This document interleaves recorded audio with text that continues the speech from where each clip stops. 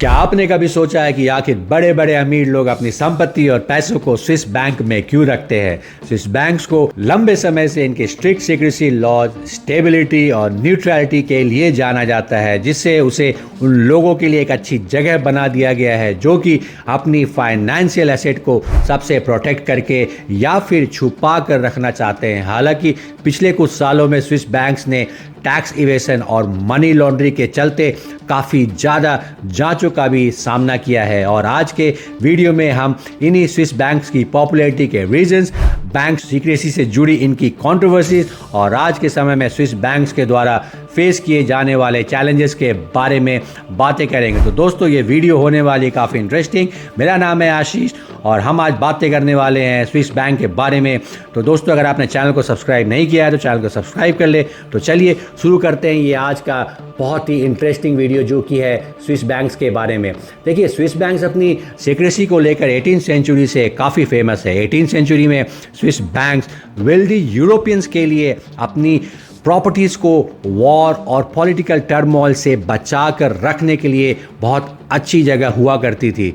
Swiss banks के secrecy laws को 1930s में फॉर्मलाइज किया गया था, जब यहाँ की कोर्ट्स ने बैंकर्स के द्वारा उनके क्लाइंट्स के इंफॉर्मेशन को डिस्क्लोज करना एक क्रिमिनल ऑफेंस घोषित कर दिया गया था। और तब से स्विस बैंक्स अपनी कॉन्फिडेंशियलिटी और डिस्क्रिप्शन के लिए दुनिया भर में मशहूर हो गए हैं।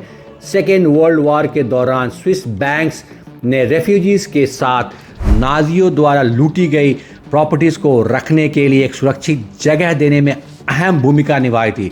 नाजियों की संपत्ति को सुरक्षित करके रखने के लिए स्विस बैंक्स को बहुत ही ज़्यादा आलोचनाओं का सामना भी करना पड़ा था। वहीं दूसरी तरफ रेफ्यूजीज़ को सुरक्षित स्थान देने के लिए इनकी तारीफ भी हो रही थी। इस वॉर के बाद भी स्विस बैंक्स ने दुनिया भर के अमीरों को अपनी ओर आकर्षित करना जारी रखा था। दुनिया भर के अमीर स्विस बैंक्स के सीक्रेसी लॉज और सिक्योरिटी के लिए अपना पैसा यहीं रखते थे। इसके साथ ही स्विस बैंक्स धीरे धीरे इंटरनेशनल ट्रेड एंड इन्वेस्टमेंट का भी एक बड़ा जरिया बन गया, जिससे ये ग्लोबल फाइनेंशियल सिस्टम का एक इम्पॉर्टेंट हब बन गए थे। हालांकि मशहूर होने के साथ स्विस बैंक्स को इनके सीक्रेसी लॉज की वजह से समय समय पर काफ़ी क्रिटिसिज्म और कंट्रोवर्सीज का भी सामना करना पड़ता रहा है। लोगों का कहना है कि यहाँ के सीक्रेसी लॉज क्रिमिनल्स को टैक्स इवेशन, मनी लॉन्ड्रिंग और दूसरी इलीगल एक्टिविटीज़ करने में मदद करते हैं। इस वजह से पिछले कुछ सालों में देश की सरकारें, इंटरनेशनल ऑर्गेनाइजेशन ने स्विस बैंक्स में फॉरेन नेशनल्स के अकाउंट्स को लेकर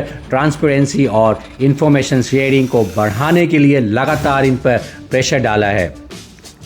इन सब के बावजूद भी स्विस बैंक्स के ये सीक्रेसी लॉज आज भी बिल्कुल वैसे ही हैं, और ये स्विट्जरलैंड के फाइनेंशियल सिस्टम का एक बहुत ही इम्पॉर्टेंट अंग है। दोस्तों, अगर स्विस बैंक्स में अकाउंट खोलने की बात की जाए तो भारत का कोई भी व्यक्ति जो कि 18 साल से ऊपर का है वो एक ऑनलाइन पोर्टल के जरिए यहाँ पर अपना अकाउंट खुलवा सकता है। लेकिन स्विस बैंक्स में एक नंबर्ड अकाउंट नाम का सीक्रेट अकाउंट भी होता है, जिसे वहाँ पर जाकर ही खुलवाया जा सकता है। इस नंबर्ड अकाउंट की खासियत ये है कि इस अकाउंट की इंफॉर्मेशन को इतना प्राइवेट रखा जाता है कि खुद स्विस बैंक्स में काम करने वाले कई एम्प्लॉय भी इनकी इंफॉर्मेशन नहीं निकाल सकता है।